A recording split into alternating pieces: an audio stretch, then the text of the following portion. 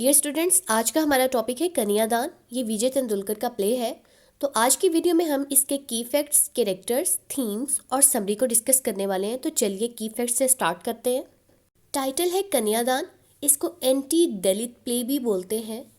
The word कन्यादान is taken from Sanskrit words कन्या means maiden and दाना means giving away, referring to the tradition of a father giving his daughter in marriage to a groom। कन्यादान Sanskrit language का word है। कन्या का मतलब होता है मेडन, यंग गर्ल, लड़की, ठीक है। और दाना मीन गिविंग अवे। तो ये क्या है? ट्रेडिशन है जिसमें बाप अपनी बेटी को एक यंग लड़के को दे देता है, सौंप देता है, उसके हवाले कर देता है। राइटर है विजय तेंदुलकर। विजय तेंदुलकर बहुत फेमस प्ले राइट है और इन्हें बहुत से अवार्ड्स भी मिले। ये 1928 में पैदा हुए और 2008 में इनकी डेथ हुई। इनका सबसे फेमस प्ले है silence the court is in session. इस पर भी मेरी वीडियो मौजूद है, आप चेक कर सकते हैं। ये प्ले इन्होंने 1983 में लिखा, published in 1996। Original language Marathi थी, translated into English by Gauri Ramnarayan. Genre play है और टोटल एक्ट्स हैं 2। अब हम इस प्ले के इंपॉर्टेंट कैरेक्टर्स को डिस्कस करते हैं। ब्राह्मण फैमिली की कहानी है। नाथ तिवालीकर फादर है, एमएलए है और आइडियलिस्टिक सोच रखते हैं। इनका मानना है कि अपर क्लास और लोअर क्लास के दरमियान जो डिस्टेंस है, जो डिफरेंस है, ये ख़त्म होना चाहिए और इसलिए ये बड़ी आइडियलिस्टिक सोच के मालिक हैं। सेवा इनकी वाइफ है और ये सोशल वर्कर हैं, लेकिन इनकी सोच अपने हस्बैंड से थोड़ी सी डिफरेंट है। जयप्रकाश इनका बड़ा बेटा है, एमएससी का स्टूडेंट है और एज राउंड अबाउट 23 ईयर्स है। जय से छोटी है ज्योति, इसकी एज 20 ईयर्स है, इंटेलिजेंट गर्ल है और ये दलित क्लास के एक लड़के को पसंद करती है और उस लड़के का नाम है आरुण। आरुण अठावले दलित बॉय है, राइटर भी है और स्टूडेंट भी है। ये ज्योति को पसंद करता है। अब हम चलते हैं इस प्ले की थीम्स की तरफ, लेकिन थीम्स डिस्कस करने से पहले मैं आपको ये बता दूं कि ये प्ले इंडिया में क्लास सिस्टम को क्रिटिसाइज़ करता है।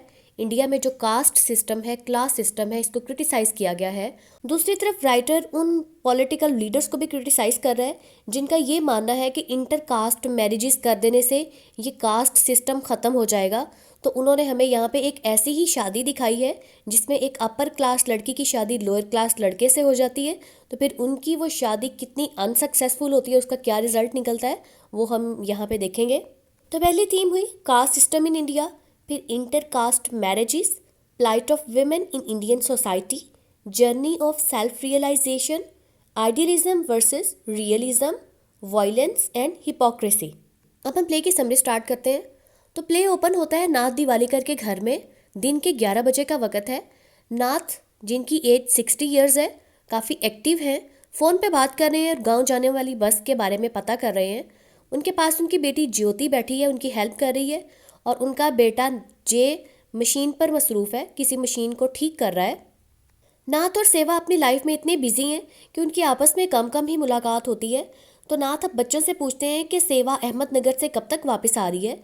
बच्चे बताते हैं कि उन्होंने दिन के 11 बजे तक वापस लौटने का कहा था और इन दोनों की मुलाकात, यानी हस्बैंड वाइफ नाथ और सेवा, दोनों की पिछले 15 दिनों से मुलाकात नहीं हो पाई।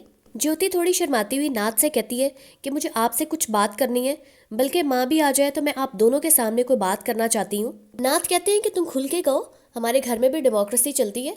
ऐसे नहीं है कि बाहर हम डेमोक्रेसी की बातें करें और घर में आके अपनी चलाएं। तो हमारे घर में भी डेमोक्रेसी है, तुम खुल के कहो जो कहना चाह रही हो। लेकिन ज्योति कहती है कि माँ के आने पे ही बात होगी। अब नाथ खुद अपनी वाइफ का बड़ी बेताबी से इंतज़ार कर रहे हैं क्योंकि 1:30 बजे इन्होंने गाँव जाना है और आज तो वो हर सूरत मुलाकात करके ही जाएंगे। अब जय कमरे में से निकल के आता है शर्ट पहनता हुआ, बाहर दरवाजे के करीब जाता है और देख के कहता है कि माँ आ गई है, मैं सामान उठा कर लेके आता हूँ। सेवा और नाथ बैठ के बातें करते हैं और नाथ को याद आता है कि ज्योति कुछ बात करना चाह रही थी, तो वो ज्योति से पूछते हैं। अब ज्योति बताती है कि उसने शादी का फैसला कर लिया है। इस पर नाथ तो बहुत खुश होते हैं, लेकिन सेवा थोड़ी हैरान हो जाती हैं। ये बताती है कि पिछले 2 महीने से आरुण अठावले को जानती है। वो बीए कर रहा है और साथ साथ जॉब भी करता है और राइटर भी है।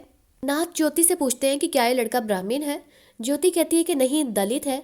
अब ये सुनकर नाथ बहुत एक्साइटेड होते हैं और उसे कहते हैं कॉन्ग्रेचुलेशंस। लेकिन ज्योति की ये बात सुनकर सेवा बहुत परेशान हो जाती हैं। सेवा ज्योति से पूछती हैं कि लड़का कहाँ पे रहता है, माँ बाप क्या करते हैं, कितने बहन भाई हैं। तो उस पर ज्योति बताती है कि गाँव में रहता है और उसके माँ बाप भी गाँव में होते हैं, शायद वहाँ पे उनकी थोड़ी सी ज़मीन हो और 7 बहन भाई हैं, अरुण दूसरे नंबर पर है। ज्योति की बातों से पता चलता है कि बड़ा भाई कुछ नहीं करता, अरुण ही काम करता है, वही घर पैसे भेजता है, तो इसका मतलब है सारी जिम्मेदारी अरुण की है। ज्योति ये भी बताती है कि अरुण बहुत खूबसूरत नज़में लिखता है और उसकी नज़में ही ज्योति को बहुत ज़्यादा पसंद आई हैं, और उसके अलावा वो एक ऑटोबायोग्राफी पर भी काम कर रहा है। लेकिन सेवा ज्योति की बातों से सेटिस्फाइड नहीं हो पाती और वो कहती हैं कि 2 महीने किसी को जानने के लिए बहुत थोड़े हैं, और तुमने उसकी नज़में सुन के इंस्पायर होकर उससे शादी का फैसला कर लिया, तो क्या तुम जल्दबाजी कर रही हो। जे भी माँ की साइड लेता है। नाथ की बस का टाइम हो चुका है। जे नाथ को छोड़ने के लिए बाहर तक जाता है। अब ज्योति और सेवा दोनों अकेली बैठी हुई हैं, माँ बेटी आपस में बातें करती हैं। अब दोनों माँ बेटी आपस में बैठ के बातें कर रही होती हैं। सेवा ज्योति को समझाती है कि शादी जिंदगी भर का फैसला होती है, अब जल्दबाजी में फैसला मत करो, क्योंकि एक दफ़ा अगर औरत फैसला कर ले, शादी हो जाए, तो फिर उसके पास कोई ऑप्शन नहीं बचता। लेकिन ज्योति उसे बताती है कि वो फैसला कर चुकी है और अब उसे नहीं लगता कि वो इस डिसीजन को चेंज कर सकती है। ज्योति अब उठ के कमरे में चली जाती है और सेवा फ़ोन पे बात कर रही है। नाथ और जय पहले ही निकल चुके हैं और यहाँ पे पहले एक्ट का पहला सीन एंड हो जाता है। फर्स्ट एक्ट का अब सेकंड सीन स्टार्ट होता है। तो टाइम है शाम का। ज्योति अब अरुण को लेके घर आती है अपनी मदर से मिलवाने के लिए। उस टाइम पे घर में कोई भी नहीं है। अब ज्योति और अरुण दोनों अकेले हैं। अरुण बहुत परेशान सा नज़र आ रहा है। तो ज्योति से वो कहता है कि ये बड़े घर मुझे मगरमच्छ की तरह लगते हैं, ऐसे लगता है जैसे ये मुझे निगल जाएंगे। ज्योति अरुण को कहती है कि मैं चाय बनाने जाती हूँ, लेकिन अरुण उसे मना कर देता है कि चाय बनाने मत जाओ। ज्योति कहती है कि चलो तुम किचन में मेरे पास बैठ जाओ और हम वहीं बैठ के बातें कर लेंगे, चाय भी बना लूँगी। लेकिन अरुण उसे कहता है कि किचन में बैठने वाले मर्द जो हैं वो जनाने होते हैं। अभी ड्राइंग रूम में बैठ के ही बातें करना शुरू हो जाते हैं। अरुण उसे अपनी सारी फैमिली की हिस्ट्री बताता है, सारा बैकग्राउंड बताता है। उसे कहता है कि क्या तुम 2 दिन की सूखी हुई पुरानी बुसी हुई दाल खा लोगी, और इस तरह की उसे सारी बातें बताता है। उसकी दुख भरी बातें सुनकर ज्योति रोना शुरू हो जाती है। अब थोड़ी देर में जे आ जाता है और ये जे को अरुण से मिलवाती है। जे अब कमरे में चला जाता है। अब अरुण को ये कहती है कि मुझे रोते हुए देख के, मतलब मेरी आंखें सुर्ख हैं, तो ये देख के जे ने पता नहीं क्या समझा होगा। अरुण कहता है कि उसने यही सोचा होगा कि मैंने तुम्हें मारा है। तो ज्योति कहती है कि जाओ आए बड़े मारने वाले। इस पर अरुण कहता है कि क्यों, तुम्हें मारना कोई मुश्किल है, और वो पकड़कर ज्योति का हाथ भी मरोड़ देता है। अब ज्योति हैरान परेशान रह जाती है और उसको तकलीफ भी होती है। अब हाथ पर फूंक मारकर दर्द को कम करने की कोशिश करती है। इतनी देर में सेवा भी आ जाती है। ज्योति अब अरुण को सेवा के साथ मिलवाती है। तो सेवा पूछती है कि क्या तुमने कोई चाय वाय बनाई, जाओ चाय बना के लेके आओ। अब ज्योति बाहर चली जाती है। अरुण नर्वस सा उसके सामने बैठा हुआ है, बड़ा परेशान सा लग रहा है। सेवा अरुण से सवाल पूछना शुरू करती है। उसे कहती है कि बीए के बाद तुमने क्या सोचा है, क्या करोगे। तो उस पर अरुण कहता है कि अभी तो मैंने सोचा ही नहीं है। तो उस पर सेवा कहती है कि तुम्हें सोचना पड़ेगा कि तुम क्या करोगे और क्या तुम्हारे पास अपना घर है। और उस पर वो कहता है कि मेरे पास अपना घर नहीं है। अब सेवा और ज़्यादा परेशान हो जाती है। अरुण कहते हैं कि वो देसी दारू की भट्टी चलाएगा और जो मेरी बीवी होगी वो औरतों को डील करेगी और मैं बाहर के काम करूँगा। तो इस तरह हमारी देसी दारू की भट्टी जो है वो बड़ी चलेगी, इसमें बहुत स्कोप है। ये सुनकर सेवा और ज़्यादा शॉक्ड हो जाती है। इतनी देर में जय हाथ में चाय की ट्रे लेकर एंटर होता है। सेवा कहती है कि अरुण से मिलो, ये अरुण है। तो अरुण बड़े सर्द अंदाज में कहता है कि मैं पहले मिल चुका हूँ और मैं देसी दारू की भट्टी चलाने का बता रहा था। कल को बच्चे हो जाएंगे तो उनके लिए भी आसानी है, ग्लास प्लेटें धोने का काम करेंगे, पान सिगरेट लाने का काम करेंगे और मियाँ बीवी भी मज़े में रहेंगे। अब इसकी ये बात सुनकर जय और सेवा और ज़्यादा शॉक्ड हो जाते हैं। ज्योति अब अंदर आती है और उसकी बातें सुन लेती है। वो माँ को कहती है कि नहीं, ये तो मजाक कर रहा है और इसकी आदत है मजाक करने की। इस पर अरुण ज्योति को भी डांट देता है। अब ज्योति बड़ी नर्वस सी है और बाकी दोनों जो जय और सेवा हैं वो बड़े परेशान नज़र आ रहे हैं। उसी टाइम गेट पर बेल बजती है और नाथ आ जाते हैं। अब नाथ अरुण से मिलते हैं और ये आके सारी सिचुएशन बदल देते हैं। नाथ उससे बहुत अच्छे तरीके से मिलते हैं और बहुत खुश होकर बातें करते हैं और वो कहते हैं कि आज से पहले हम अपनी तकरीरों में सिर्फ बातें करते आए हैं, लेकिन आज के बाद हमारा घर ट्रू सेंस में भारतीय हो गया है, क्योंकि हमारे घर में भी वही रूल। अभी आपस में बातें करना शुरू हो जाते हैं। कुछ देर बाद अरुण चला जाता है। उसके जाने के बाद सेवा नाथ के साथ काफ़ी बहस करती है। दोनों में काफ़ी ज़्यादा बातचीत होती है और उस बताती है कि ये शराब का अड्डा चलाने की बात कर रहा था और ये भी कह रहा था कि हम अपने बच्चों को ग्लास और प्लेटें धोने पे लगा देंगे। नाथ कहते हैं कि नहीं, वो मजाक कर रहा होगा, तुम्हें वैसे ही उसकी बात बुरी लगी है, उसने मजाक किया होगा, उसकी बात को टाल देते हैं। अब उतनी देर में ज्योति भी आती है। तो सेवा उससे पूछती है कि जब मैं अंदर आई थी तब तुम अपना हाथ मसल रही थी, क्या हुआ था। उस पर ज्योति बताती है कि उसने मेरा हाथ मरोड़ा था। तो ये सुनकर जय को भी गुस्सा आ जाता है और सेवा को भी गुस्सा आता है कि उसे इतनी तमीज़ नहीं है कि उसने आते ही इसका हाथ मरोड़ दिया। ज्योति अपनी बात पर डट जाती है और कहती है कि वो हर सूरत में अरुण से ही शादी करेगी। अब फाइनली उन दोनों की शादी हो जाती है। सेकेंड एक्ट जब स्टार्ट होता है तो ज्योति दोबारा अपने फादर के घर वापस आई हुई है और उसकी रीज़न ये है कि अरुण उसे बहुत ज़्यादा मारपीट करता है।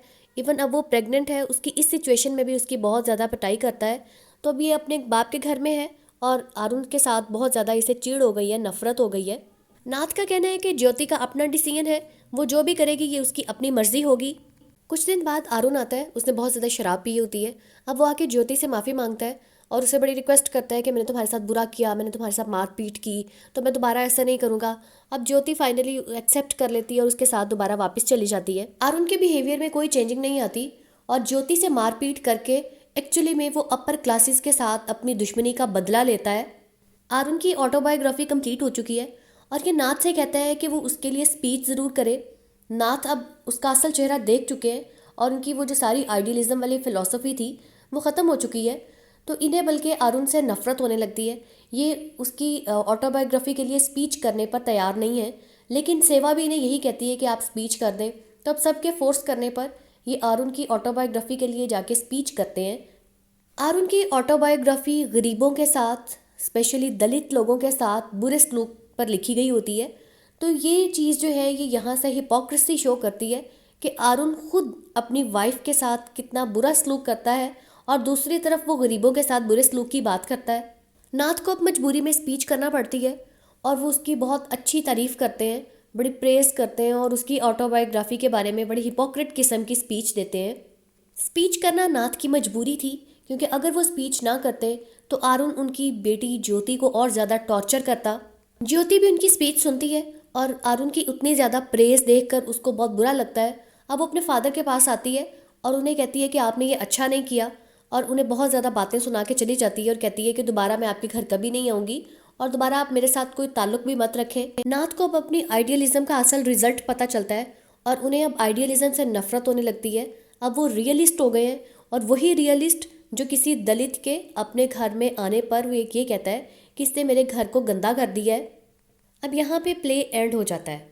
अब प्ले की एंडिंग पे बहुत सारे क्वेश्चंस हमारे माइंड में आते हैं कि ज्योति के साथ अब क्या बनेगा, क्योंकि अरुण तो उसके साथ अब और ज़्यादा बुरा सलूक करेगा। क्योंकि जब उसे पता चलेगा कि ज्योति अब अपने फादर की तरफ नहीं जाती, तो उसके साथ उसके फादर की या किसी की सपोर्ट नहीं है, तो ऑब्वियसली उसके साथ और ज़्यादा बुरा सलूक करेगा। तो इस तरीके से ये जो एक्सपेरिमेंट था दोनों क्लासेस को एक दूसरे के करीब लेके आने का, इनका डिस्टेंस ख़त्म करने का, तो ये जो एक्सपेरिमेंट था ये बहुत बुरे तरीके से फ्लॉप हुआ, अनसक्सेसफुल हुआ। तो यहाँ से हमें ये भी समझ में आता है कि कुछ बातें सिर्फ बोलने में ही अच्छी लगती हैं, प्रैक्टिकली जब आप उनको करते हैं तो उनके रिजल्ट्स बहुत नेगेटिव होते हैं। तो ये थी कंप्लीट स्टोरी जो कि मैंने अपनी ख़राब आवाज़ और ख़राब गले के साथ बनाई, क्योंकि मेरे पास बहुत से स्टूडेंट्स की रिक्वेस्ट आई थी कि कन्यादान पर ज़रूर वीडियो बनाएं। तो मेरी आवाज़ में चेंजिंग पे अगर आपको कोई इरिटेशन हो तो I am sorry for that. तो मेरी चैनल को सब्सक्राइब करना अब आपने बिल्कुल नहीं भूलना। मेरी वीडियो को लाइक और शेयर भी आपने ज़रूर करना है। Thank you for watching.